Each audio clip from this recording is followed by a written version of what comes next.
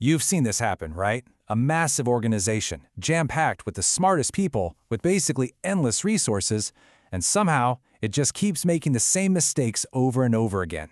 It's this mind-boggling puzzle that's about way more than just bad luck or a few bad calls. I mean, really think about it. Whether it's in public health or, the biggest tech companies, we see these institutions trip over the exact same hurdles, almost like they're totally incapable of learning from their own past. How is that even possible? With all the data and feedback we have, why are we so stuck in these loops? Yeah, this quote from our source material absolutely nails it. It's the core symptom. The reports get written, the data gets crunched, the fancy presentations get made, but the giant ship of the organization just keeps sailing in the same direction. All this evidence piles up, but it never actually triggers an update. So when things go wrong, what's our first move? We look for someone or something to blame, right? We have our go-to list of culprits, the usual suspects. But what if we've been rounding up the wrong guys this whole time? You know the drill. We point our fingers at a toxic culture or clueless leadership, or we say we just didn't have enough data. Or maybe the incentives were off. Or it's just, human bias. These are the easy answers, the go-to excuses. But the paper this explainer is based on says they're also the wrong ones. See, here's the big idea. Things like a bad culture or poor leadership, they aren't the root cause of the problem. They're symptoms. They're just the tip of the iceberg, the part you can see that hints at a massive structural problem lurking just below the surface. And that simple shift changes everything, doesn't it? Suddenly, we stop pointing fingers at people and we start looking at the blueprint of the organization itself. The failure isn't personal, it's a design flaw.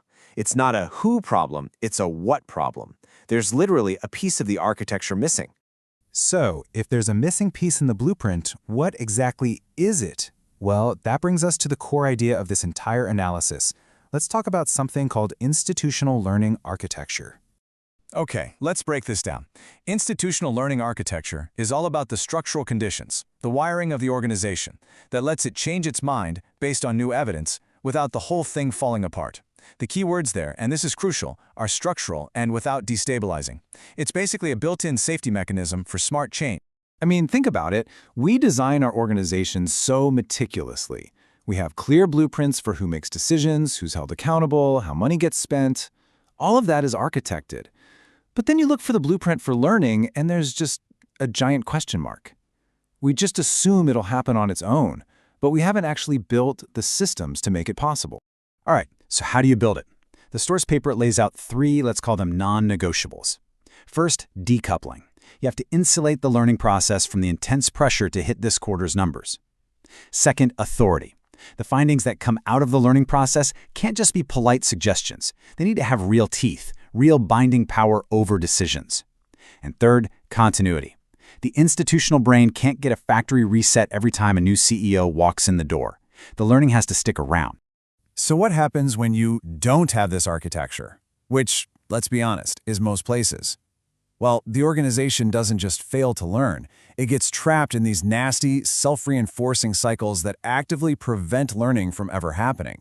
First up, the most common trap of all, the justification cycle. I'm willing to bet you've seen this one in action. This is where data stops being a flashlight to find the way forward and becomes a shield to defend decisions that were made in the past. It's not about finding the truth anymore. It's about being right. Oh, and then there's the containment cycle. This one is sneaky. An organization will set up an innovation lab or a future of X strategy team. It looks great. It looks like they're embracing new ideas. But what they're really doing is putting all the dangerous, disruptive ideas into a little playpen, a safe box where they can't touch the real power structures or actually change anything.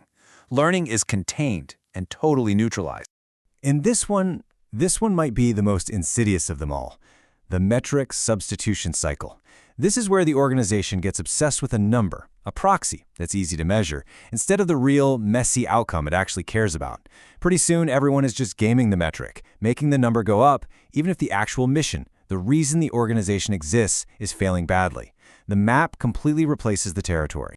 So when you put all of these cycles together, you get to a pretty stark, kind of chilling conclusion. For any organization that doesn't have this learning architecture built in on purpose, anti-learning is the default. It's not a bug, it's a feature. The system isn't broken, it's working exactly as designed to protect itself and resist change. Okay, So that's the problem. It's deep, it's structural. But the good news is, if the problem is in the blueprint, well, the solution has to be in the blueprint too. This is about a huge shift in thinking. We need to stop playing detective and trying to find the culprit and start acting like architects trying to fix the design. And a huge part of that is understanding this critical distinction. You have performance governance, which asks, are we doing things right? Are we hitting our targets? But then you need a totally separate system for learning governance, which asks a much scarier and much more important question.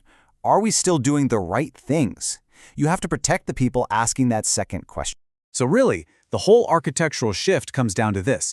We have to treat learning like hard infrastructure, not some fluffy cultural value on a poster. It's the plumbing, not the paint. It needs explicit, durable authority. And you have to be really clear about what's stable, the core mission, versus what's revisable, your strategy.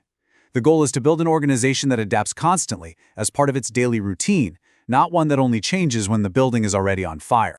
So I'll leave you with this final thought to chew on. Think about your own workplace, or any big institution you deal with, and ask yourself this question. Is it designed just to last, to survive by repeating the past over and over again? Or is it truly designed to learn, to thrive by constantly updating how it sees the world? Because that difference, well, it's everything.